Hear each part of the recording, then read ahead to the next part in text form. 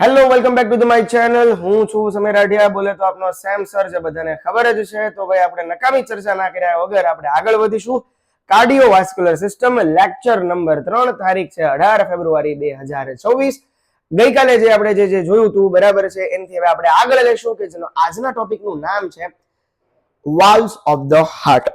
Valve of our heart બરાબર છે. તો ચલો જોઈએ કે ભાઈ હૃદયના વાલ્વ્સ ઓફ ધ હાર્ટ કયા પ્રકારના હોય છે, શું છે શું નહીં. એક્ઝામ પોઈન્ટ ઓફ આપણે બધી ચર્ચા આપણે આજે કરશું બરાબર છે. અવાજ પણ આવી રહ્યો છે મારો તમને લોકોને અને સ્ક્રીન પણ જે છે એ તમને ચોખ્ખી ને ચણક બતાવી રહી છે. ચલો શરૂ કરી દઈએ કે ભાઈ क्या है क्या नहीं. शुरू करते हैं आज का काम.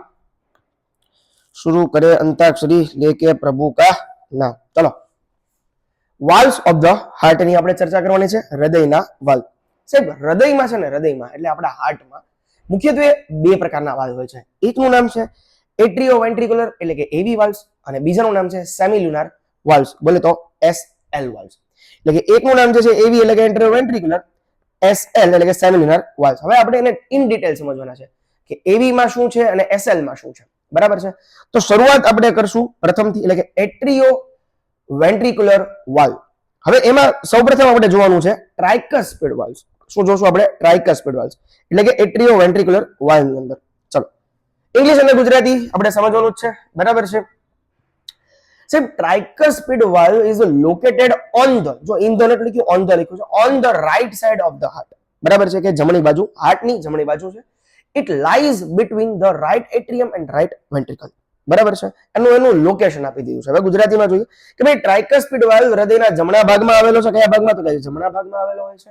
તે રાઇટ એટ્રિયમ અને રાઇટ વેન્ટ્રિકલની વચ્ચે સ્થિત છે બરાબર. પ્રશ્ન પૂછો તો પૂછી શકે કે ભાઈ ટ્રાઇકસ્પિડ વાલ્વ જે છે એ ક્યાં આવેલો છે, કોની વચ્ચે સ્થિત છે? ક્યાં આવેલો હોય છે? તો કે ભાઈ હૃદયના જમણા ભાગમાં. અને કોની વચ્ચે સ્થિત છે? તો કે લાઈઝ બિટવીન રાઇટ એટ્રિયમ અને રાઇટ વેન્ટ્રિકલ. ચલો આગળ વધીએ કે હવે આપણે જોવાનું છે મિટ્રલ વાલ્વ બરાબર છે, અથવા તો એને કહી શકાય કે બાયકસ્પિડ વાલ્વ. એનું લોકેશન આપણે જોઈએ કે mitral valve is located on the left side of the heart એટલે કે ડાબી બાજુ રહે છે હાર્ટના. It lies between the left atrium અને લેફ્ટ વેન્ટ્રિકલ બરાબર છે. ચલો mitral valve is also known as bicuspid valve એટલે કે મિટ્રલ વાલ્વને બાયકસ્પિડ વાલ્વ તરીકે પણ ઓળખાય છે. ટ્રિક ટુ રિમેમ્બર એમબી બરાબર, એટલે કે મિટ્રલ ઇઝ ઇક્વલ ટુ બાયકસ્પિડ વાલ્વ બરાબર. આ એટલી મેં તમને એક ટ્રીક આપી દીધી છે, રિમેમ્બર યાદ રહે એની માટે. ચલો મિટ્રલ વાલ્વ જે છે એ ડાબા ભાગમાં, હૃદયના ડાબા ભાગમાં આવેલો છે. ઇટ ઇઝ લાઈઝ બિટવીન એટલે કે તે કોની વચ્ચે સ્થિત છે? એટલે કે લેફ્ટ એટ્રિયમ અને લેફ્ટ વેન્ટ્રિકલની વચ્ચે સ્થિત છે. મિટ્રલ વાલ્વ આપણે બાયકસ્પિડ વાલ્વ તરીકે પણ ઓળખીએ છીએ બરાબર છે. ઇઝીલી યાદ રાખવાની trick MB mitral is equal to bicuspid બરાબર છે. હવે આગળ વધીએ કે ભાઈ હવે એવી વાલ્વ્સમાં આપણે જે છે એમાં જોઈ લીધું ટ્રાઇકસ્પિડ વાલ્વ અને બાયકસ્પિડ વાલ્વ બરાબર છે. હવે તો આપણે જોશું ફંક્શન ઓફ એવી વાલ્વ્સ, એટ્રિયો વેન્ટ્રિક્યુલર વાલ્વ આપણે ફંક્શન જોવાના છે. The atrioventricular valves close at the beginning of ventricular contraction.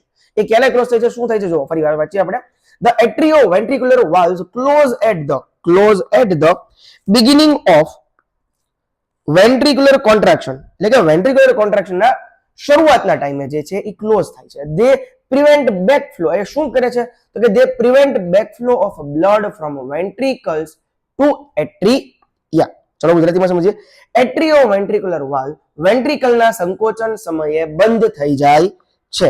કોના સંકોચન સમયે બંધ થઈ જાય છે? એટ્રિયોવેન્ટ્રિક્યુલર વાલ્વ વેન્ટ્રિકલના સંકોચન સમયે બંધ થઈ જાય છે. નોટ કરજો બરાબર કે ભાઈ એટ્રિયોવેન્ટ્રિક્યુલર વાલ્વ ક્યારે બંધ થાય? તો કે વેન્ટ્રિકલનું જેવું સંકોચન થાય એ સમયે એવી વાલ્વ જે છે એ બંધ થઈ જાય છે. હવે એ શું કરે છે? તો કે ભાઈ તે લોહીને વેન્ટ્રિકલમાંથી એટ્રિયમ તરફ પાછું જવાથી રોકે છે. આ એનું મુખ્ય કામ થયું બરાબર કે ભાઈ આ શું કરે છે? તો કે ભાઈ લોહીને વેન્ટ્રિકલમાંથી એટ્રિયમ તરફ પાછું જવાથી રોકે છે. એટલા માટે જો ઉપર કીધું છે કે એટ્રિયો વેન્ટ્રિક્યુલર વાલ્વ વેન્ટ્રિકલનું સંકોચન થાય એટલે એ બંધ થઈ જાય છે. એના કારણે જે છે લોહી વેન્ટ્રિકલમાંથી એટ્રિયમમાં પાછું જતું રોકે છે. આ એનું મુખ્ય ફંક્શન થયું. હવે આગળ વધીએ. હવે આપણે એના પાર્ટ્સ જોશું. એવી વાલ્વના પાર્ટ્સ પણ હોય બરાબર છે. The atrioventricular valves consist of 3 parts. હવે 3 પાર્ટ ધરાવે છે બરાબર છે. એક તો કસ્પ્સ ઓર ફ્લેપ્સ, કોર્ડે ટેન્ડિની અને પેપિલરી મસલ્સ. આ 3 વસ્તુ છે બરાબર છે. ચલો હવે ગુજરાતીમાં જોઈએ. એટ્રિયોવેન્ટ્રિક્યુલરના મુખ્યત્વે 3 ભાગ છે, 3 ભાગ ધરાવે છે. કસ્પ્સ એટલે કે ફ્લેપ્સ, કોર્ડે ટેન્ડિની અને પેપિલરી મસલ્સ. આ 3 ભાગ એના હોય છે. કોના? આ 3 ભાગ કોના છે? તો કે એવી વાલ્વના ભાગ છે. કોના ભાગ છે? એવી વાલ્વના 3 ભાગ છે. ચલો હવે એમાં થોડુંક આપણે એક આગળ વેરિએશન મૂકેલું છે. First heart sound S1. When AV valves close, they produce a sound called first heart sound S1. See, AV valves close, they produce a sound called first heart sound S1. This sound is known as lub. બરાબર છે? જો S1 lub. બરાબર છે? S1 LUBB lub. It is heard by auscultation. Mark my word, બરાબર, it is heard by auscultation with a stethoscope. S1 is loudest at the apex of the heart at the mitral valve area. I again repeat this line. S1 is loudest at the apex of the heart or at the mitral valve area. ગુજરાતીમાં જોઈએ ભાઈ, એવી valve બંધ થાય ને ત્યારે પહેલો sound જે છે એનો ઉત્પન્ન થાય છે, એનું નામ છે, એને આપણે S1 કહેશું અને એ અવાજ જે ઉત્પન્ન થાય છે એને લબ સાઉન્ડ કહેવામાં આવે છે. લબ. બરાબર છે? આ અવાજ સ્ટેથોસ્કોપ દ્વારા સાંભળવામાં આવે છે. S1 અવાજના હૃદયના એપેક્સ અથવા મિટ્રલ વાલ્વ વિસ્તારમાં સૌથી સ્પષ્ટ સંભળાય છે. હવે S1 સાઉન્ડ ક્યાં સંભળાય છે એવું પૂછ્યું છે, એવું કીધું છે. બરાબર, તો કે ભાઈ S1 અવાજ જે છે એ હૃદયના એપેક્સ અથવા તો મિટ્રલ વાલ્વ વિસ્તારમાં સૌથી સ્પષ્ટ સંભળાય છે. ચલો આગળ વધીએ. હવે વાત કરીએ આપણે એવી વાલ્વ. આપણું પતી ગયું. હવે આપણે વાત કરવાની છે SL સેમિલ્યુનર વાલ્વ્સ. SL સેમિલ્યુનર વાલ્વ ની આપણે વાત કરીએ. હવે ભાઈ સેમિલ્યુનર વાલ્વ હોય તે બે પ્રકાર પડે. એક તો પલ્મોનરી વાલ્વ આવે અને એક તો એઓર્ટિક વાલ્વ આવે. બરાબર છે? આના મુખ્ય બે પ્રકાર છે સેમિલ્યુનર વાલ્વના. એક તો પલ્મોનરી વાલ્વ અને એક તો એઓર્ટિક વાલ્વ. હવે સાહેબ આપણે સમજવાનું છે પલ્મોનરી વાલ્વ વિશે. બરાબર, pulmonary valve is located between the right ventricle and pulmonary artery. એટલે કે ભાઈ પલ્મોનરી વાલ્વ જે છે રાઇટ વેન્ટ્રિકલ અને પલ્મોનરી આર્ટરી વચ્ચે સ્થિત હોય છે. ક્યાં સ્થિત હોય છે? પલ્મોનરી વાલ્વ એ રાઇટ વેન્ટ્રિકલ અને પલ્મોનરી આર્ટરીની વચ્ચે સ્થિત હોય છે. શું? તો કે પલ્મોનરી વાલ્વ. બરાબર છે? સમજાઈ ગયું? આગળ વધીએ. એઓર્ટિક વાલ્વની વાત કરીએ આપણે હવે. બરાબર, aortic valve is located between the left ventricle and aorta. એટલે કે ભાઈ એઓર્ટિક વાલ્વ જે છે એ લેફ્ટ વેન્ટ્રિકલ અને એરોટાની વચ્ચે સ્થિત હોય છે. બરાબર છે? આગળ વધીએ. હવે ફંક્શન ઓફ ધ સેમિલ્યુનર વાલ્વ્સ. ફંક્શન શું છે સેમિલ્યુનર વાલ્વનું એ આપણે જોઈએ કે ભાઈ SL વાલ્વ્સ એટલે કે સેમિલ્યુનર વાલ્વ્સ prevent the backflow of blood into the ventricles during ventricular relaxation. બરાબર છે? Closure of semilunar valves produce the second heart of sound એટલે કે જેને કહેશું આપણે S2 અને એનું નામ છે dub. બરાબર, the sound is known as dub. S2 is heard. હવે S2 ક્યાં સંભળાય છે? Best at the base of the heart. ઓલું એપેક્સ માં હતું તો આ બેઝ ઓફ ધ હાર્ટ એટલે કે એઓર્ટિક એન્ડ પલ્મોનરી એરિયામાં એ S2 એટલે કે ડબ સાઉન્ડ સંભળાય છે. અને એ S2 જે ક્યારે એ જનરેટ થાય તો કે closure of semilunar valves produce the second heart sound. It's called S2 અને એને આપણે ડબ તરીકે ઓળખીએ છીએ. અને આ સ્પેશિયલી ક્યાં સંભળાય છે તો કે ભાઈ એ એનો બેઝમાં સંભળાય છે, બેઝ ઓફ ધ હાર્ટમાં, એઓર્ટિક એન્ડ પલ્મોનરી એરિયામાં. ગુજરાતીમાં જોઈએ, સેમિલ્યુનર વાલ્વ વેન્ટ્રિકલ રિલેક્સ થાય છે ત્યારે લોહીને પાછું વેન્ટ્રિકલ જવાથી અટકાવે છે. આ વાલ્વ બંધ થતા સેકન્ડ હાર્ટ સાઉન્ડ ઉત્પન્ન થાય છે. એને આપણે ડબ કહેશું. S2 અવાજ હૃદયના બેઝ વિસ્તારમાં સૌથી સ્પષ્ટ સંભળાય છે. આગળ વધીએ. હવે જોઈએ આપણે થોડાક એબનોર્મલ હાર્ટ સાઉન્ડ વિશે આપણે જોવાનું છે. બરાબર છે? એબનોર્મલ હાર્ટ સાઉન્ડ, અસામાન્ય હૃદય અવાજ. એટલે કે હવે આમાં આનું નામ છે S3 હાર્ટ સાઉન્ડ. સાહેબ S3 sound indicates early ventricular filling. It is also called ventricular gallop. આ જે S3 જે સાઉન્ડ છે ને એને આપણે શું કહેશું તો કે ventricular gallop એટલે કે VG. It is commonly associated with heart failure. એ કોની સાથે સંકળાયેલું છે? commonly associated કોની સાથે સંકળાયેલું છે તો કે હાર્ટ ફેલિયર સાથે આ S3 સંકળાયેલું છે. ચલો આગળ વધીએ. ગુજરાતીમાં જોઈએ. S3 હાર્ટ સાઉન્ડ વહેલા વેન્ટ્રિકલ ભરાવવાને દર્શાવે છે. વેન્ટ્રિકલ વહેલું ભરાઈ જાય. બરાબર છે? ટાઈમે નો ભરાય પણ થોડુંક વહેલા ભરાઈ જાય. It's called S3. બરાબર છે? એને દર્શાવે છે. આના કારણે S3 અવાજ ઉત્પન્ન થાય છે. તેને આપણે વેન્ટ્રિક્યુલર ગેલોપ પણ કહીશું, બરાબર છે. સામાન્ય રીતે તે હાર્ટ ફેલિયર સાથે જોડાયેલો છે. હવે આપણે જોશું આપણે S4 સાઉન્ડ, બરાબર છે સાહેબ. S4 સાઉન્ડ ઇન્ડિકેટ્સ અ પેથોલોજીકલ કન્ડિશન. આજે S4 સાઉન્ડ છે ને એ કઈ કન્ડિશનને સૂચવે છે? પેથોલોજીકલ કન્ડિશનને સૂચવે છે. It is also known as arterial gallop, બરાબર છે. ઓલું વેન્ટ્રિક્યુલર ગેલોપ, અને આ જે S4 જે છે એ કોના વિશે? તો કે ભાઈ AG એટ્રિયલ ગેલોપ, અને S3 ventricular gallop, early filling of ventricle. અને આ જે છે એ પેથોલોજીકલ કન્ડિશન સૂચવે છે. It is considered normal in children but abnormal in adults, બરાબર છે. S4 સાઉન્ડ જે છે એ ચિલ્ડ્રનમાં જે છે એ નોર્મલ છે, બટ એબનોર્મલ કેમાં છે? તો કે એડલ્ટમાં એબનોર્મલ છે, બરાબર છે.